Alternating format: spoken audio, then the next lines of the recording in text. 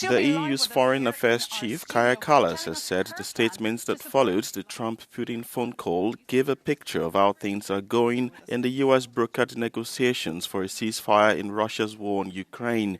Speaking live on Euronews Europe today, Kallas noted the differences in the statements from the US and that of the Kremlin and said it was important to follow that of the US. The EU and Brussels.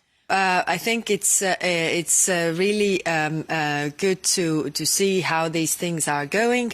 President Trump was very clear. The aid to Ukraine was not discussed, but President Putin said that it was discussed. So I rather believe President Trump in this. Kallas described the current US-led talks as shuttle diplomacy and said Europe will have a seat on the table when formal negotiations on a peace settlement begin. There is no table where Russia and Ukraine are sitting right now. It's a shuttle diplomacy. US is talking to Europeans, US is talking to the Russians, US is talking to the Ukrainians. Of course, any deal to really work, you need the Europeans to be around the table and agree to the deal, because the implementation of the deal has to be in the hands of Europe.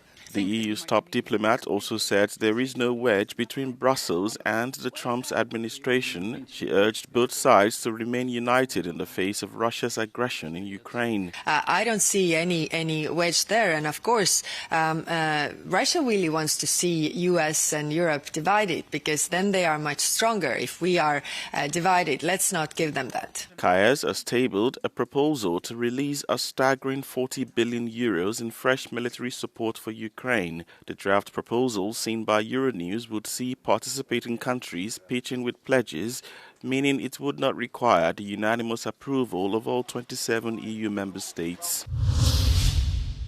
In a haze of smoke and surrounded by chaos, the Hungarian parliament passed a bill banning pride events. Opposition lawmakers from the Momentum party ignited the smoke bombs in the chamber. However, the protests failed to prevent the law from passing by a two-thirds majority. During Monday's debate on the bill, Gergely Gulyás, who represents the government, said it is necessary to ban the march to protect children from so-called sexual propaganda. Szeretném megerősíteni a kormánynak azt a szándékát, hogy a gyermekvédelem ügyét kiemelt fontosságúnak tartja.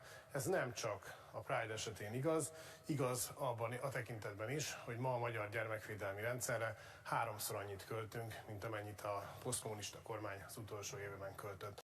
However, Momentum fails to believe the ban is about protecting children. Mert ha egy kicsit is fontosak lennének maguk számára a magyar gyermekek sorsa, akkor nem adnának kegyelmet pedofil bűnözőknek, nem ilyen állapotban lennének a magyar gyermekotthonok, és nem ilyen állapotban lenne a magyar oktatási rendszer.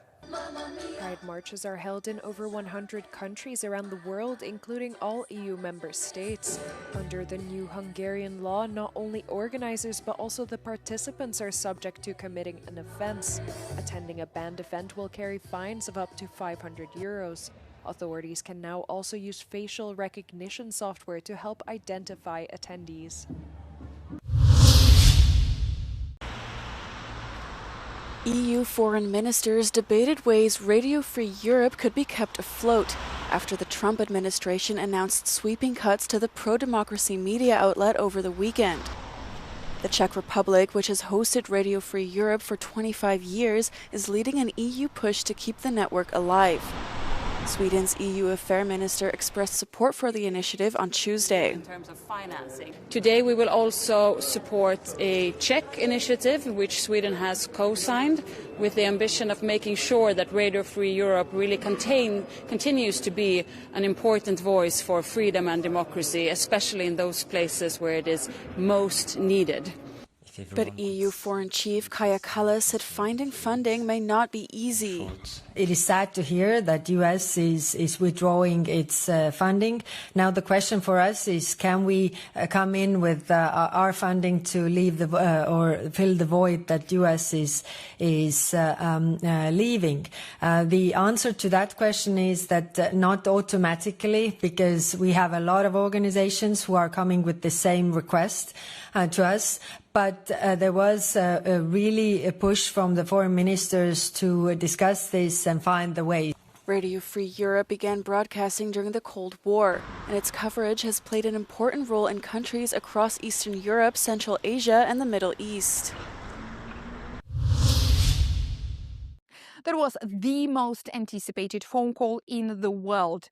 Moscow had 1 week to respond to a 30-day ceasefire proposal by Washington, which Ukraine had agreed upon. What's missing in this crucial moment, which can help put an end to the largest and the bloodiest war in Europe since World War II, is Europe itself. The EU has not participated in the talks, which can put an end to the war at its own borders. And that was a mistake, says Deputy Prime Minister and the Minister of Foreign Affairs of Belgium. We need to be involved in the process. It is not yet the case, and we think that it's certainly a mistake. It's not the role of President Trump representing the interests of Europe, and Europe should be around the table with its own representatives.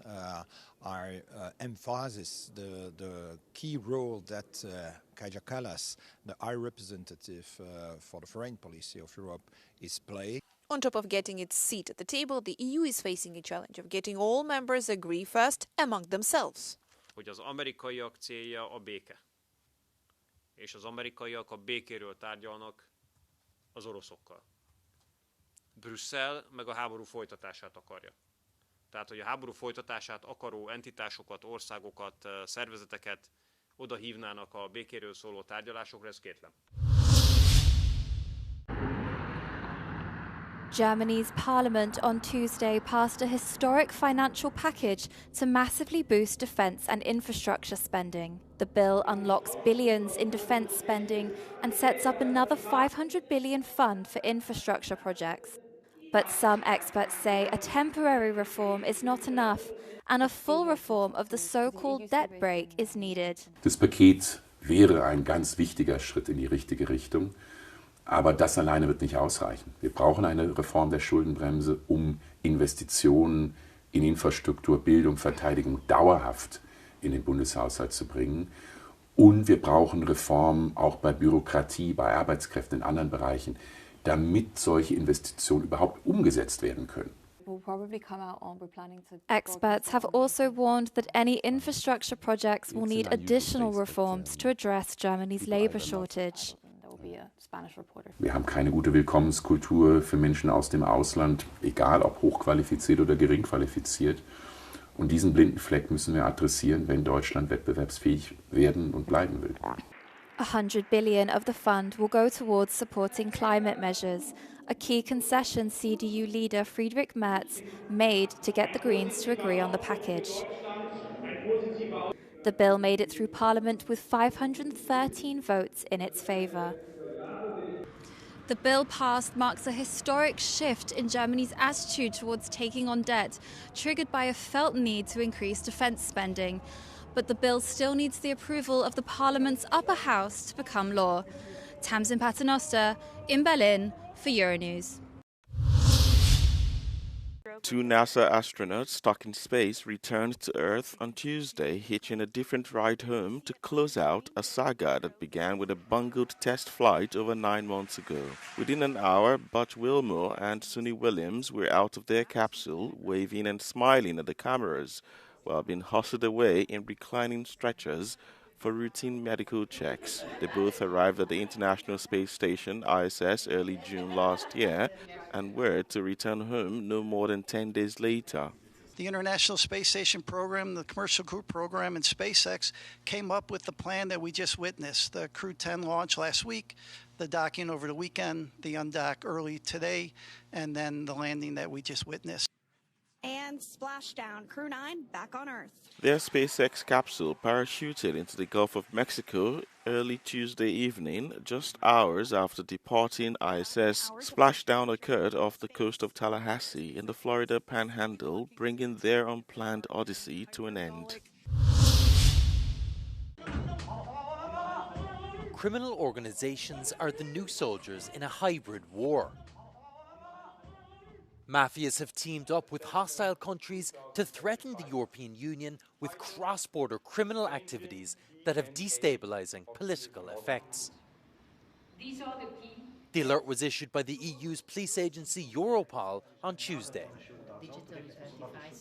Criminal organizations, of course, they are agile, they are borderless, they are controlling, and they work to destabilize. So criminal organizations, they look always for opportunities. If they see an opportunity to work with a state actor, they will work with a state actor. According to the European Union, one of the most worrying examples of the interaction between organised crime and hostile state actors is illegal immigration. Human traffickers are being used by foreign powers such as Belarus to destabilize its neighbours in exchange for money.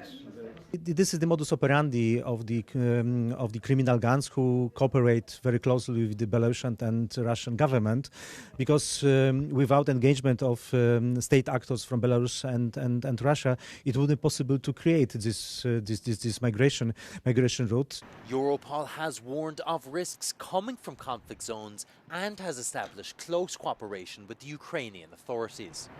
Europol is also suggesting the European institutions to prepare a strategy in order to tackle the possible emerging risk coming from a post-war scenario in Ukraine where chaos could become a weapon for criminal organization. Sergio Cantone, Den Haag for Euronews.